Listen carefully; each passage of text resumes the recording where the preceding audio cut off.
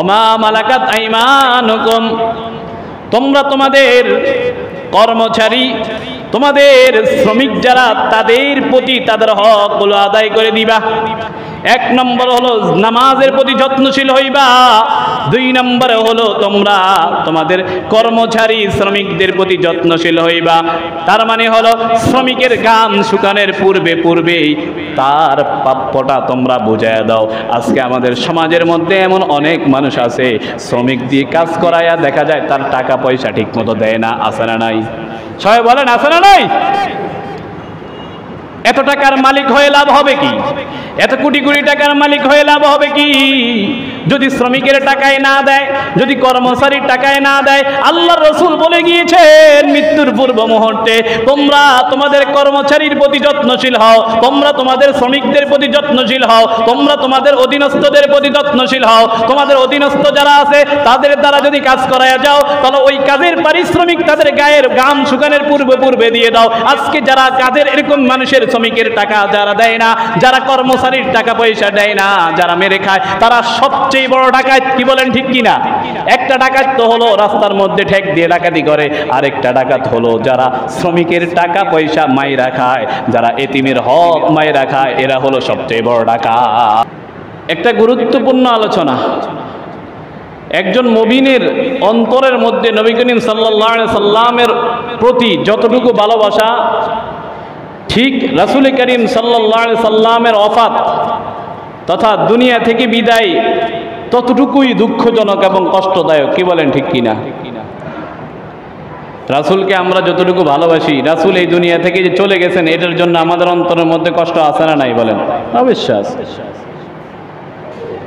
আমরা যখন বুখারী শরীফ পড়েছি, বুখারী শরীফের মধ্যে বাবু ওয়াফাতুন নবী সাল্লাল্লাহু আলাইহি সাল্লাম, নবী করিম সাল্লাল্লাহু আলাইহি সাল্লামের মৃত্যুর পর্ব, এই অধ্যায় যখন পড়েছি আমাদের ওস্তাদও কেঁদেছি, আমরাও কেঁদেছি, আমাদের ওস্তাদরাও কেঁদেছে, আমরাও কি করেছি বলেন?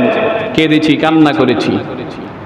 তো এই জন্য রাসূলের জীবনী, রাসূলের মৃত্যুর কথা, এটা একজন মুমিনের অন্তরের মধ্যে কষ্ট দেয়, পীড়া দেয়। এটা পীড়াদায়ক ঘটনা। কি বলেন ঠিক কিনা? 11তম হিজরি, এই বছরের সবচেয়ে ঘটনাবলীর মধ্যে, তালিকার মধ্যে রয়েছে অনেক গুরুত্বপূর্ণ এবং উল্লেখযোগ্য ঘটনা হলো রাসূল করিম সাল্লাল্লাহু আলাইহি সাল্লামের ওফাত, রাসূলের মৃত্যু। আমরা এখন এই বিষয়টি নিয়ে আলোচনা করতে যাচ্ছি। আল্লাহ তাআলা তার প্রিয় নবীকে যে রিসালাতের দায়িত্ব দিয়েছিলেন, রাসূল করিম সাল্লাল্লাহু আলাইহি সাল্লাম উম্মতের কল্যাণ কামনায় দুনিয়া আখিরাতে তাদের জন্য সফলতার সকল বিষয়ে নির্দেশ দিয়েছেন এবং তাদের জন্য ক্ষতিকর বিষয়াদির নিষেধাজ্ঞা এবং সতর্কীকরণ করেছেন। করার পরে আল্লাহ রসুলকে আল্লাহ তাআলা শেষে আল্লাহ তাআলা তিনার কাছে নিয়ে আল্লাহ রসুলকে আল্লাহর কাছে নিয়ে গিয়েছেন। আল বেদায়া ওয়ান নেহায়া কিতাবের 8ম খণ্ডের 6 নম্বর পৃষ্ঠায় বর্ণনা এসেছে, নবী করিম সাল্লাল্লাহু আলাইহি সাল্লামের বিদায় হজের আরাফার দিন আল্লাহ রসুল সাল্লাল্লাহু আলাইহি সাল্লাম শুক্রবার দিন বিদায় হজের ভাষণের মধ্যে আল্লাহ তাআলা একটি আয়াত অবতীর্ণ করেছেন। তখন কি অবতীর্ণ করেছেন বলেন? আয়াত। আল্লাহ তাআলা বলেন, আল-ইয়াওমা আকমালতু লাকুম দীনাকুম ওয়া আতমামতু আলাইকুম নি'মাতি ওয়া রাদিতু লাকুমুল ইসলামা দীনা। বলেন আল্লাহু আকবার। আল্লাহ তাআলা বলেন, আল-ইয়াওমা আকমালতু লাকুম, আজকে আমি তোমাদের জন্য পরিপূর্ণ করে দিয়েছি দীনাকুম, তোমাদের ধর্মকে, ওয়া আতমামতু আলাইকুম নি'মাতি, আমার নেয়ামত সমূহ তোমাদের উপর পরিপূর্ণ করে দিয়েছি, ওয়া রাদিতু লাকুমুল ইসলাম দীনা, তোমাদের জন্য ইসলাম ধর্মকে আমি আল্লাহ তাআলা তোমাদের জন্য মনোনীত করে সন্তুষ্ট করে দিয়েছি। সুবহানাল্লাহ বলেন। এই আয়াত যখন নাকি অবতীর্ণ হয়েছে, হযরত ওমর ইবনুল খাত্তাব রাদিয়াল্লাহু তাআলা আনহু কান্না করা শুরু করলেন। কি কান্না শুরু করছেন? সবাই বলেন না, কি করেছেন? ওমর ইবনুল খাত্তাব কান্না করতেছে। মানুষেরা তাকে জিজ্ঞাসা করলো, ও ওমর, কেন তুমি কান্না করতেছো? কান্নার কারণ কি? হযরত ওমর বলেন, ইন্নাহু লাইসা বা'দাল কামালি ইল্লা নুকসান ওয়া কাআন্নাহু ইসতাশআরা ওয়াফাতান নবী সাল্লাল্লাহু আলাইহি ওয়াসাল্লাম। হযরত ওমর বলেন, পূর্ণতার পরে তো অপূর্ণতা ব্যতীত কিছুই থাকে না। জোয়ারের শেষেই তো ভাটার টান শুরু হয়। জোয়ার যখন আসে এরপরে তো আবার ভাটা হয়। আল্লাহর নবীকে এই পৃথিবীর মধ্যে আল্লাহ পাঠাইছেন দিন প্রচার করার জন্য। দিন যেহেতু পরিপূর্ণ হয়ে গিয়েছে, এই আয়াতের মাধ্যমে আল্লাহ তাআলা আল্লাহর রসুলকে অচিরেই দুনিয়া থেকে নিয়ে যাবেন, এই কথার প্রতি আল্লাহ ইশারা করেছেন। বলেন আল্লাহু আকবার। ওমর কান্না করতেছে কেন? ওমর বুঝে ফেলছে, আল্লাহ যেহেতু আয়াত অবতীর্ণ করেছে, বুঝতে হবে রাসূলের উদ্দেশ্য হলো দ্বীনকে পরিপূর্ণ করা। আর রাসূল যেহেতু দ্বীন পরিপূর্ণ করে দিয়েছেন, তাহলে বুঝতে হবে রাসূল আর এই দুনিয়াতে থাকবে না। মুহতারাম হাজিরিন, সহিহ মুসলিমের 3028 নম্বর হাদিসের বর্ণনায় এসেছে, হযরত জাবের রাদিয়াল্লাহু তাআলা আনহু থেকে বর্ণিত, তিনি বলেন, রাআইতুন নাবিয়্য সাল্লাল্লাহু আলাইহি ওয়াসাল্লাম। হযরত জাবের বলেন, আমি রাসূলকে দেখেছি কুরবানির দিন। আল্লাহর রাসূল নিজে কি করেছেন? সওয়ারির উপরের মধ্যে থেকে পাথর নিক্ষেপ করেছেন, এবং নিক্ষেপ করার পরে আল্লাহর রাসূল বলেন, লিতাখুযু মানাসিকাকুম, ও আমার সাহাবায়ে কেরামগণ, তোমরা হজের কাজসমূহ আমার থেকে শিখে নাও। কারণ হলো ফাইন্নী লা আদিরি লাআল্লি লা আহুজ্জু বা'দা হাজ্জাতি হাযিহি।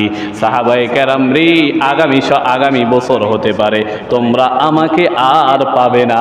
বলেন না সুবহানাল্লাহ। আল্লাহর রাসূল ইশারা দিতেছে। সাহাবীদের মাঝে হযরত আব্দুল্লাহ ইবনে আব্বাস রাদিয়াল্লাহু তাআলা আনহুকে খুব মূল্যায়ন করা হতো। একবার হযরত ওমর রাদিয়াল্লাহু তাআলা আনহু বড় বড় সাহাবীদের মাঝে হযরত ইবনে আব্বাস রাদিয়াল্লাহু তাআলা আনহুকে সবার সামনে রাখলেন। বড় বড় সাহাবায়ে কেরামগণ সবাই আপত্তি করলো। ইবনে আব্বাসের বয়স ছিল অল্প। ইবনে আব্বাসের বয়স ছিল কি বলেন? সবাই বলেন না, অল্প। কি ছিল বলেন? ইবনে আব্বাস ছোট বাচ্চা ছিল, অল্প বয়সের ছিল। তো ইবনে আব্বাসকে যদি মুরব্বীদের সামনে যদি একটা আয়না বসায়, তাহলে মুরব্বীদের অন্তরে কষ্ট যাইব না? সবাই বলেন না, কষ্ট যাইব না?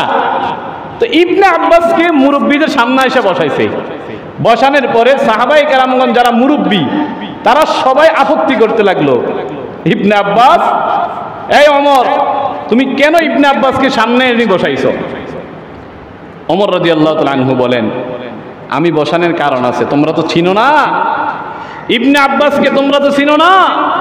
তোমরা শুনো, আমি তোমাদেরকে এখন একটা প্রশ্ন করব, প্রশ্নের উত্তর দিতে হবে। বলে করেন।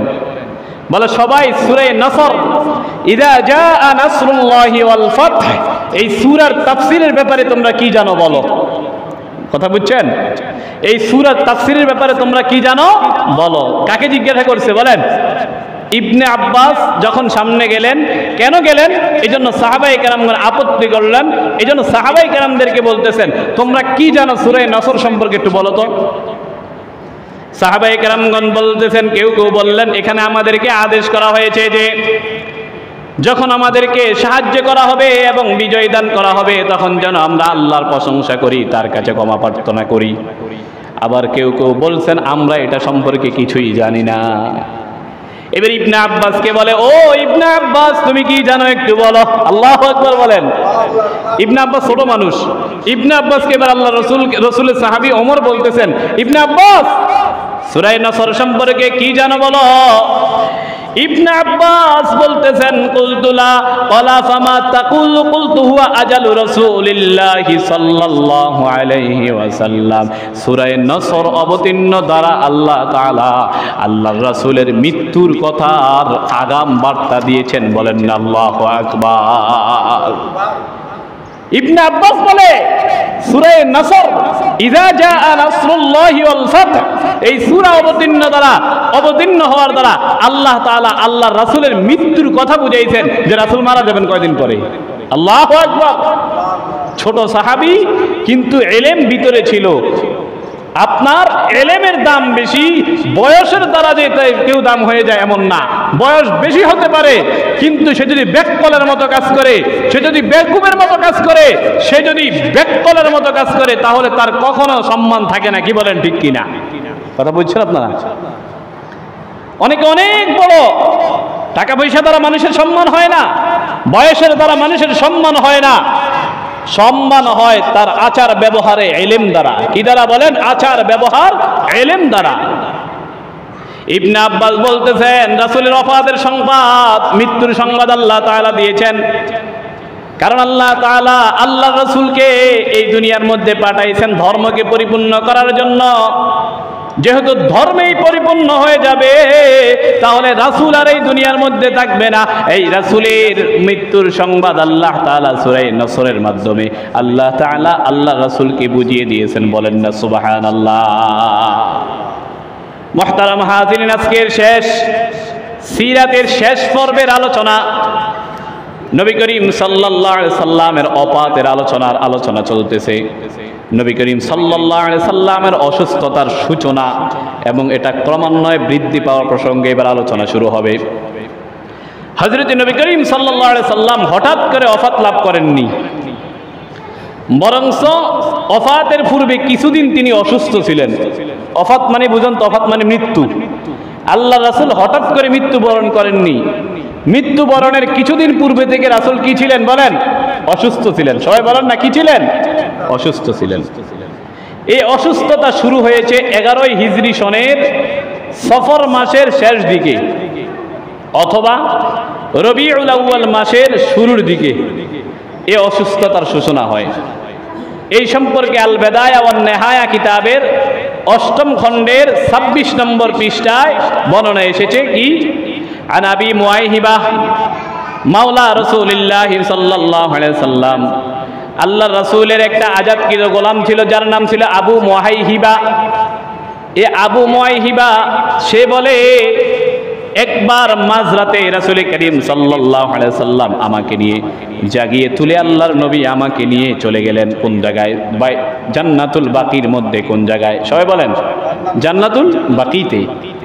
জান্নাতে বাকির মধ্যে যাইয়া বলতেছে, আল্লাহর রাসূল জান্নাতে বাকির মধ্যে যাওয়ার পরে সবার জন্য দোয়া করেছে, আসসালামু আলাইকুম ইয়া আহলাল মাকাবির, ও কবরবাসীরা তোমাদের উপরে সালাম, তোমাদের উপরে শান্তি বর্ষিত হোক। কাদের উপরে বলেছেন? কবরবাসীদের উপরে। কাদের উপরে বলেন? কবরবাসীদের উপরে। এবার আল্লাহ রাসূল সাল্লাল্লাহু আলাইহি সাল্লাম এরপরে অনেকগুলো কথা বলছেন। বলার পরে এরপরে বলেন আবু মুয়াইহিবা, যে রাসূল আমাকে উদ্দেশ্য করে বলতেছেন, ইয়া আবু মুয়াইহিবা, ও আবু মুয়াইহিবা, ইন্নী কদ উতিতু মাফাতিহা খাযাইনিদ দুনিয়া ওয়াল খুলদা ফিহা। আল্লাহ তাআলা দুনিয়ার ধন ভান্ডার এবং আল্লাহ তাআলা দুনিয়ার মধ্যে চিরস্থায়ীভাবে থাকার জন্য আমাকে আল্লাহ তাআলা ইচ্ছাধিকার দিয়েছেন। আল্লাহ আমারে বলছেন, আপনি যদি থাকতে চান পুরা দুনিয়াতে টাকা পয়সা দিয়ে আপনার জন্য ভরিয়ে দিব এবং দুনিয়া সবসময় আপনি থাকতে পারবেন থাকতে চাইলে। এরপরে বলতেছেন সুম্মাল জান্নাহ, এরপরে আপনাকে জান্নাত দিব। এরপরে কি দিব বলেন? জান্নাত দিব। এরপরে ফাখুইরতু বাইনা যালিকা ওয়া বাইনা লিকা রাব্বি ওয়াল জান্নাহ। আবু মুয়াইহিবা আল্লাহর রাসূল এরপরে আবু মুয়াইহিবাকে বলে, আমাকে ওই সব বিষয় এবং আমার প্রতিপালকের সান্নিধ্য লাভের জন্য জান্নাতের মাঝে এখতিয়ার দেওয়া হয়েছে। দুনিয়ার মাঝে, দুনিয়ার টাকার মাঝে আল্লাহর সাক্ষাৎ এবং জান্নাতের মাঝে, এই জান্নাত এবং আল্লাহর সাক্ষাৎ একদিকে, দুনিয়ার ধন সম্পদ এবং দুনিয়ার চিরস্থায়ী থাকা একদিকে। এবার আপনি কোনটা নেবেন বলেন? কে বলতেছে?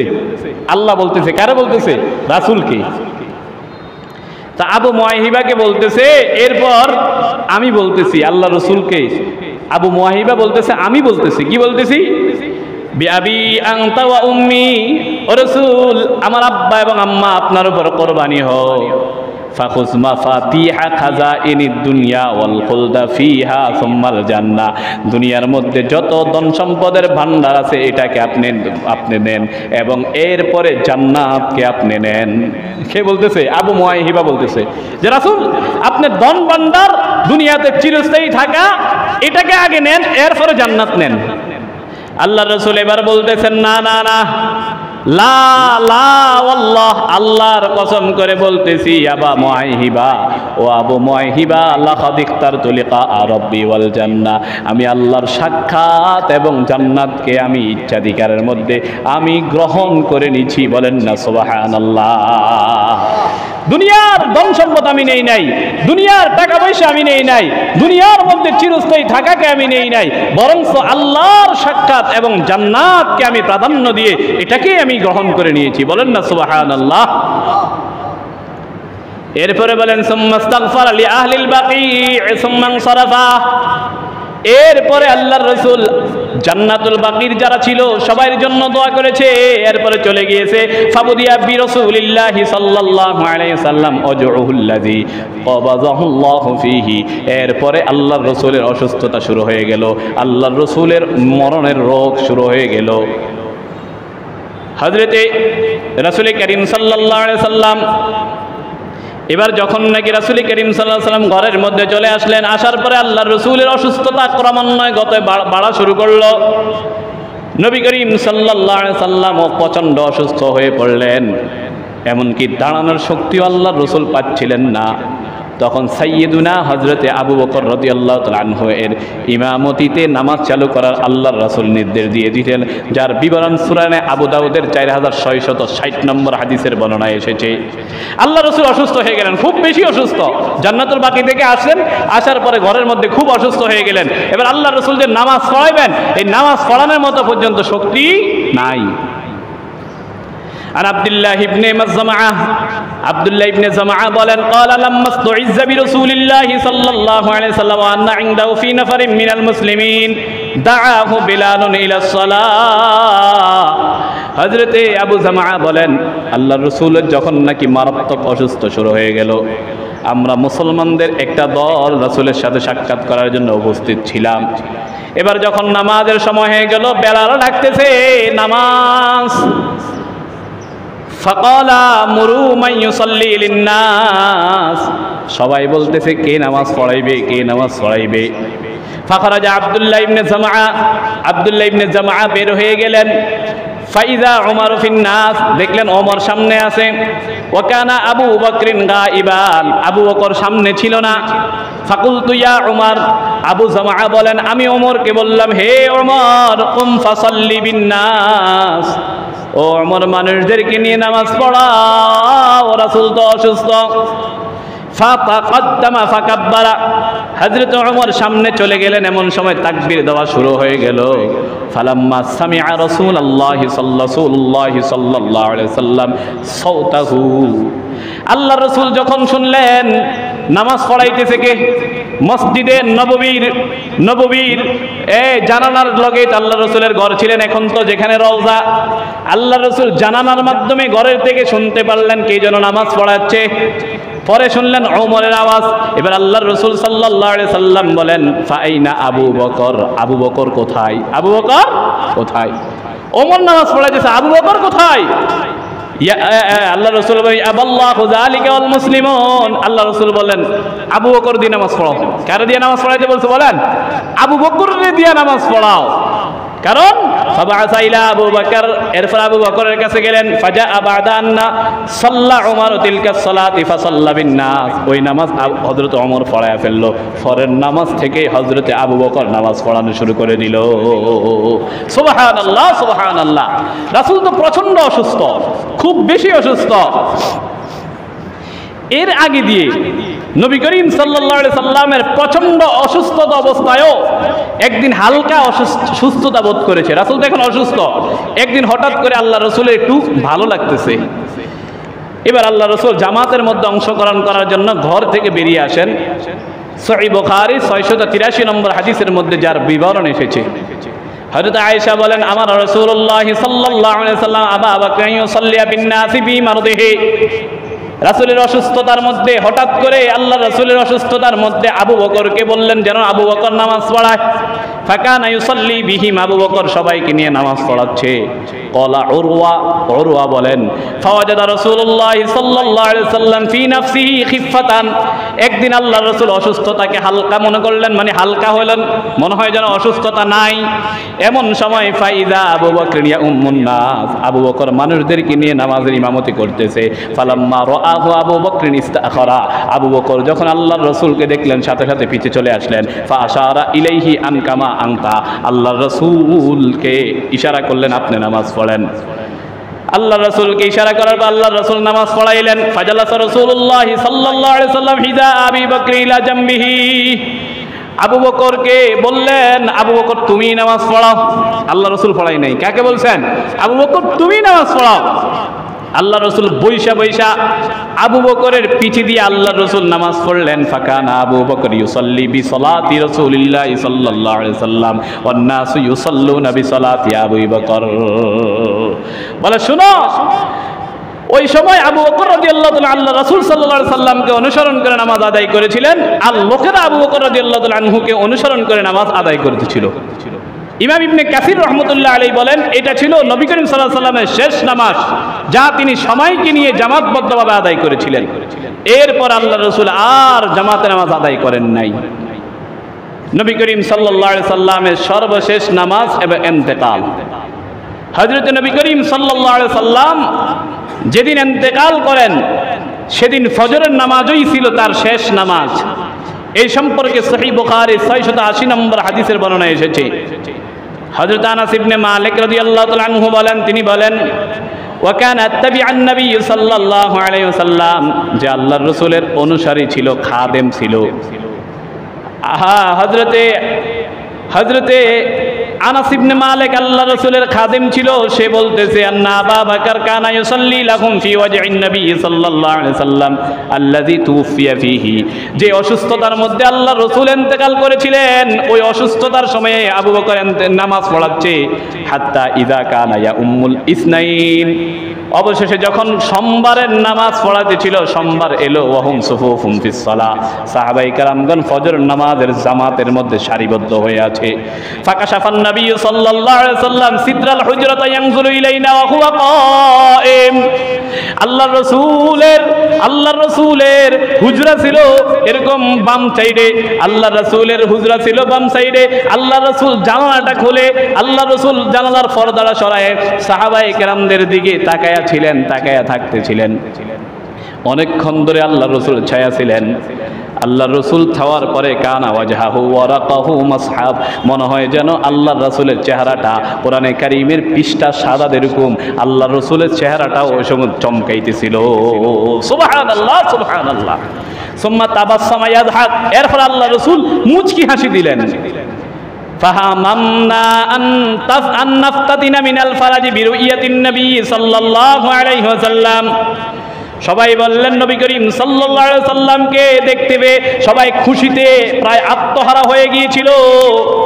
এবার ফানাকাসা আবু বকরিন আলা আকিবাইহি, আবু বকর রাদিয়াল্লাহু তাআলা আনহু কাতারে দাঁড়ানোর জন্য পিছন থেকে সরে আসছিলেন, যেন আল্লাহর রাসূল মনে হয় আসবেন এটা মনে করেছিল। এবার অজান্নান নবী সাল্লাল্লাহু আলাইহি সাল্লাম খারিজুন ইলা সালাহ, মনে করেছিল আল্লাহর রাসূল নামাজ পড়ার জন্য আসবে। ফাআশারা ইলাইনা নবী সাল্লাল্লাহু আলাইহি সাল্লাম, আল্লাহর নবী ইশারা করে বললেন তোমরা নামাজ পড়ো। আন আতিম্মু সালাতাকুম, তোমরা নামাজ পরিপূর্ণ করো। ওয়া আরখাস সিতরা ফাতুওয়াফিয়া ফি ইয়াউমিহি, আল্লাহর রাসূল নিজে কি করলেন, জানালার পর্দাটা মেরে দিলেন। আল্লাহর রাসূল জানালার পর্দাটা বন্ধ করে দিলেন, জানালা আটকে দিলেন। ওই দিনেই আল্লাহর রাসূল ইন্তেকাল করেছেন। হযরত আবু বকর অনেক দিন ধরে নামাজ পড়াইছিলেন, বাড়িতে যান না। আবু বকর বাড়িতে যাইতেছিলেন, প্রতিমধ্যে হঠাৎ করে বাড়িতে এখনো পর্যন্ত যায় নাই। আল্লাহর রাসূলের নামাজ পড়ানোর পরে মনে করছেন আজকে একটু বাড়িতে যাব, যাওয়ার পরে প্রতিমধ্যে যখন আবু বকর গেলেন, মাঝখানে যাওয়ার পরে হঠাৎ করে শুনলেন আল্লাহর রাসূল ইন্তেকাল করেছে। আবু বকর তাড়াতাড়ি দৌড় দিয়ে তাড়াতাড়ি আল্লাহর রাসূলের ঘরে চলে আসলেন। রাসূল করিম সাল্লাল্লাহু আলাইহি সাল্লাম ইন্তেকাল যখন করবেন, এর পূর্বে আল্লাহর রাসূলের কিছু কথা ছিল, শেষ কিছু কথা ছিল। রাসূল করিম সাল্লাল্লাহু আলাইহি সাল্লামের জীবন সায়ান্নে মৃত্যুর পূর্ব মুহূর্তে আল্লাহ রসুল কিছু কথা বলেছিলেন।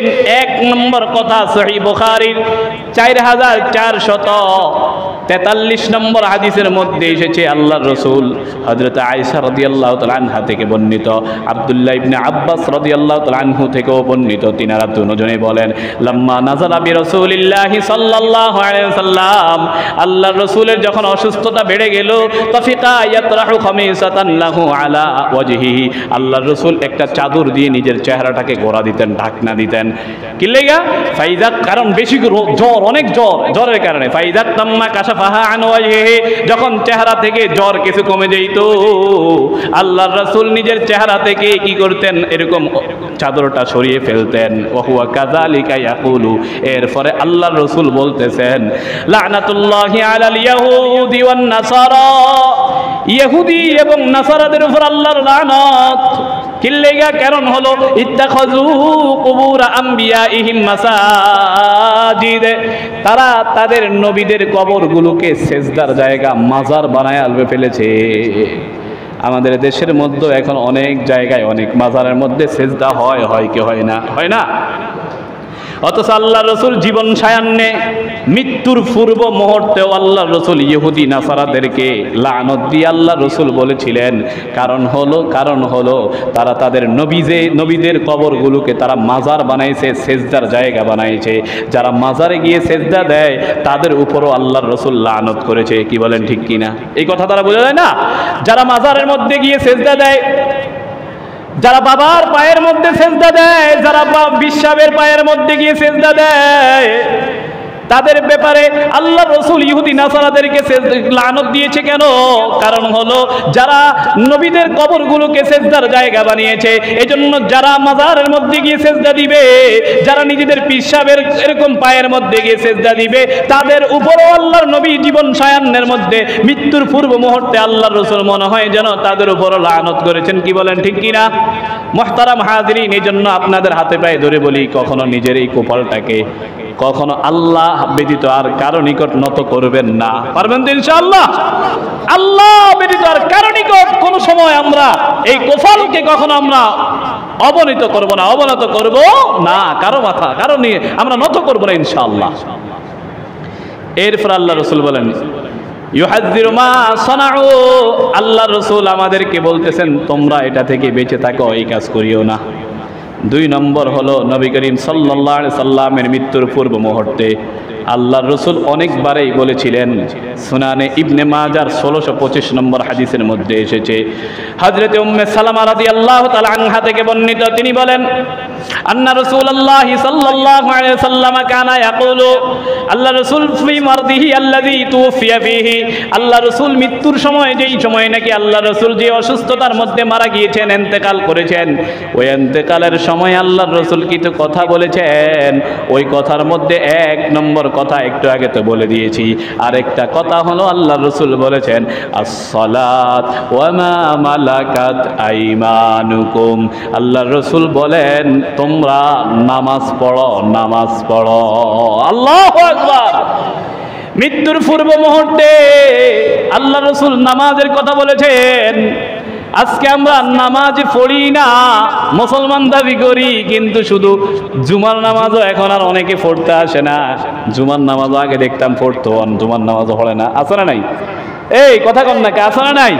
ঘুমায়েন না। মৃত্যুর পূর্ব মুহূর্তে আমার রাসূল নামাজের কথা বলে গিয়েছে, নামাজের কথা বলে গিয়েছে, নামাজের প্রতি যত্ন হও, নামাজের প্রতি যত্ন হও। এরপর আল্লাহ রাসূল বলেছেন, ওমা মালাকাত আইমানুকুম, তোমরা তোমাদের কর্মচারী, তোমাদের শ্রমিক যারা, তাদের প্রতি তাদের হকগুলো আদায় করে দিবা। 1 নম্বর হলো নামাজের প্রতি যত্নশীল হইবা। 2 নম্বরে হলো তোমরা তোমাদের কর্মচারী শ্রমিকদের প্রতি যত্নশীল হইবা। তার মানে হলো শ্রমিকের ঘাম শুকানোর পূর্বেই তার প্রাপ্যটা তোমরা বুঝাইয়া দাও। আজকে আমাদের সমাজের মধ্যে এমন অনেক মানুষ আছে, শ্রমিক দিয়ে কাজ করাইয়া দেখা যায় তার টাকা পয়সা ঠিক মতো দেয় না। আছে না নাই? সবাই বলেন, আছে না নাই? এত টাকার মালিক হয়ে লাভ হবে কি? এত কোটি কোটি টাকার মালিক হয়ে লাভ হবে কি যদি শ্রমিকের টাকায় না দেয়, যদি কর্মচারীর টাকায় না দেয়? আল্লাহর রাসূল বলে গিয়েছেন মৃত্যুর পূর্ব মুহূর্তে তোমরা তোমাদের কর্মচারীর প্রতি যত্নশীল হও, তোমরা তোমাদের শ্রমিকদের প্রতি যত্নশীল হও, তোমরা তোমাদের অধীনস্থদের প্রতি যত্নশীল হও। তোমাদের অধীনস্থ যারা আছে তাদের দ্বারা যদি কাজ করায়া যাও তাহলে ওই কাজের পারিশ্রমিক তাদের গায়ের ঘাম শুকানোর পূর্বে পূর্বে দিয়ে দাও। আজকে যারা কাজের এরকম মানুষের শ্রমিকের টাকা যারা দেয় না, যারা কর্মচারীর টাকা পয়সা দেয় না, যারা মেরে খায়, তারা সবচেয়ে বড় ডাকাত। কি বলেন ঠিক কিনা? একটা ডাকাত তো হলো রাস্তার মধ্যে ঠেক দিয়ে ডাকাতি করে, আরেকটা ডাকাত হলো যারা শ্রমিকের টাকা পয়সা মাইরা খায়, যারা এতিমের হক মাইরা খায়, এরা হলো সবচেয়ে বড় ডাকাত। কি বলেন ঠিক কিনা? রাস্তার ডাকাত থেকে বড় ডাকাত হলো এ। কি বলেন ঠিক না? তাহলে আল্লাহর রাসূল সর্বপ্রথম বলে গিয়েছেন মৃত্যুর পূর্বে মুহূর্তে আল্লাহর রাসূল বলে গিয়েছেন তোমরা কবরগুলোকে সিজদার জায়গা বানিও না। 2 নম্বরে আল্লাহর রাসূল বলে গিয়েছেন তোমরা নামাজ পড়ো, নামাজ পড়ো। আজকে আমাদের সমাজের মধ্যে দেখা যায় আমরা নামাজে ঠিকমতো পড়ি না। আছে না নাই? আছে না নাই? বলেন। সময় কম, এই জন্য আলোচনা অন্য দিকে চলে যাবে। আল্লাহ রাসূলের মৃত্যুর কথাগুলো যেহেতু বলতেছি, সময় ওদিকে যাব না। তবে এতটুকু বুঝে নেই, রাসূলের মৃত্যুর পূর্ব মুহূর্তে এসেও আল্লাহ রাসূল এই কথাগুলো বলে গিয়েছেন। 3 নম্বর বলে গিয়েছেন তোমাদের অধীনস্থ যারা, শ্রমিক যারা, কর্মচারী যারা, এদের প্রতি তোমরা যত্নশীল হও, এদের প্রাপ্যগুলো তোমরা বুঝিয়ে দাও। এরপরে রাসূল করিম সাল্লাল্লাহু আলাইহি সাল্লাম এই কথাগুলো বারবার বলতেন। এরপরে আল্লাহ রাসূল সাল্লাল্লাহু আলাইহি সাল্লাম শেষ কালিমা যেটা বলেছিলেন সেটা হলো হযরত আয়েশা রাদিয়াল্লাহু তাআলা আনহা থেকে বর্ণিত, বুখারী শরীফের হাদিসে এসেছে, 4463 নম্বর হাদিসে এসেছে যে রাসূল যখন ইন্তেকাল করবেন, হযরত আয়েশা রাদিয়াল্লাহু তাআলা আনহা বলেন যে রাসূল করিম সাল্লাল্লাহু আলাইহি সাল্লাম যখন ইন্তেকাল করবেন তখন আমার রানের উপরে আল্লাহ রাসূল শুয়েছিলেন। সুম্মা আফাকা ফাআশকাযা বাসরুহু, আল্লাহ রাসূল বেহুশ হয়ে গেলেন। বেহুশ হওয়ার পরে আবার চোখ খুললেন। চোখ খোলার পরে আল্লাহ রাসূল ছাদের দিকে তাকাইলেন। এরপরে আল্লাহ রাসূল একটা কথা বলেছেন, সেটা হলো আল্লাহুম্মার রফিকাল আ'লা, আল্লাহুম্মার রফিকাল আ'লা। হযরতে আয়েশা রাদিয়াল্লাহু তাআলা আনহা বলেন আমি বুঝে গিয়েছি, কারণ হলো আল্লাহ রাসূল একবার সহি অবস্থায়, সুস্থ অবস্থা আমারে বলেছিলেন যে প্রত্যেক নবীকে আল্লাহ তাআলা যে জান্নাত দান করবেন ওই জান্নাতটা আগে দিয়ে দেখায়া দেন। তা আমি বুঝে গিয়েছি আল্লাহ তাআলা মনে হয় আল্লাহর রাসূলকে জান্নাতটা দেখায়া দিয়েছেন, এজন্য দুনিয়াকে তিনি পছন্দ করেন নাই, তিনি আল্লাহকে পছন্দ করেছেন। এজন্যই তিনি বলেছেন আমি মহান বন্ধুর কাছে যাইতে চাই। আল্লাহ রাসূল শেষ কথা এটা বলেছেন আল্লাহুম্মার রফিকাল আ'লা। সুবহানাল্লাহ বলেন, সুবহানাল্লাহ। মুহতারাম হাজিরিন, যেহেতু সময় অল্প এই জন্য আলোচনা শেষ করে দিব। নবী করিম সাল্লাল্লাহু আলাইহি সাল্লামের মৃত্যুর সময় এই ব্যাপারে আমাদের অন্তরের মধ্যে সবারই কৌতূহল জাগে, নবীজি কিভাবে মৃত্যুবরণ করেছেন। হযরত আয়েশা রাদিয়াল্লাহু তাআলা আনহা বলেন আমি একদিন মাথা ব্যথার দরুন মাথায় পট্টি বেঁধেছিলাম। কিছুক্ষণ পর দেখলাম নবী করিম সাল্লাল্লাহু আলাইহি সাল্লাম একটি মোটা চাদরে জড়িয়ে নিয়ে আসা হলো, মানে ধরে নিয়ে আসছে মানুষেরা। এসে তিনি সবাইকে ডাকলেন, স্ত্রী যারা ছিল সবাইকে ডাকলেন, বললেন আমি এখন তোমাদের সবার কাছে পালাক্রম করে যেতে পারবো না, আমি চাইতেছি আয়েশার কাছে আমি থাকতে। সবাই অনুমতি দিয়ে দিল। আয়েশা রাদিয়াল্লাহু তাআলা আনহা বলেন তখন থেকে আমি আল্লাহর রাসূলের সেবা শুশ্রূষা করা শুরু করলাম, যদিও আমি কখনো রোগীর সেবা করা এটা জানতাম না। আয়েশা রাদিয়াল্লাহু তাআলা আনহা বলেন মৃত্যুর পূর্ব মুহূর্তে আল্লাহ রাসূল সাল্লাল্লাহু আলাইহি সাল্লামের মাথা ছিল আমার কাঁধের উপর। হঠাৎ রাসূল করিম সাল্লাল্লাহু আলাইহি সাল্লামের মাথা আমার মাথার দিকে এলিয়ে দিলেন। দেওয়ার পরে আল্লাহ রাসূল সাল্লাল্লাহু আলাইহি সাল্লামের মুখ হতে একটি শীতল ফুঁটা বের হয়ে আমার বুকের ঢালুতে পড়ল, তাতে আমার গা শিহরিত হয়ে গেল। তখন আমি ধারণা করলাম যে চেতনা হারিয়ে ফেলছেন, রাসূল বেহুশ হয়ে গিয়েছেন। এ সময় আমি তাকে একটি কাপড় দিয়ে আবৃত করে দিলাম। এরপরে ওমর রাদিয়াল্লাহু তাআলা আনহু এবং মুগীরা ইবনে শু'বা রাদিয়াল্লাহু তাআলা আনহু তিনারা এসে অনুমতি চাইলো, তখন তাদেরকে অনুমতি দেওয়া হলো। তিনারা ঢুকলেন। ঢুকার পরে আল্লাহু আকবার, আল্লাহর রাসূলের ব্যাপারে হযরতে ওমর বলেন আল্লাহ রাসূল বেহুশ হয়ে গিয়েছেন, কিন্তু মুগীরা ইবনে শু'বা বলেন না রাসূল ইন্তেকাল করেছেন। রাসূল কি করেছেন বলেন? ইন্তেকাল করেছেন। হযরতে যখন এই কথা বলেছে, বলার সাথে সাথে ওমর রাদিয়াল্লাহু তাআলা আনহু বলেন, তুমি মিথ্যা বলতেছো, ফিতনা সৃষ্টি করেছো, রাসূল ইন্তেকাল করে নাই। যতদিন পর্যন্ত মুনাফিকদের মুখ উন্মোচন না হবে এর আগে রাসূল ইন্তেকাল করবে না। এই সময় হযরত আবু বকর ওই যে পথে ছিলেন, তাড়াতাড়ি আসলেন, আসার পরে দেখলেন আল্লাহ রাসূল মারা ইন্তেকাল করেছেন। আবু বকর রাদিয়াল্লাহু তাআলা আনহু খুতবা দিলে মিম্বরে উঠলেন, উঠার পরে খুতবা দিলেন। খুতবাতে বললেন ইয়া আইয়ুহান নাস, প্রথমে একটা আয়াত পড়লেন। আয়াতটা হলো, তিনি বলতেছেন ওমা মুহাম্মাদুন ইল্লা রাসূল, মুহাম্মদ তো কেবল একজন রাসূল, কদ খালাত মিন ক্বাবলিহির রাসূল, মুহাম্মদের পূর্বে তো আরো রাসূল চলে গিয়েছে, ইন্তেকাল করে গিয়েছে। আফা ইম্মাতা, মুহাম্মদ যদি ইন্তেকাল করে, আও কুতিলা, অথবা যদি শহীদ হয়, ইনকালাবতুম, তোমরা কি ফিরে যাবে, আলা আকিবাই, একদিকে।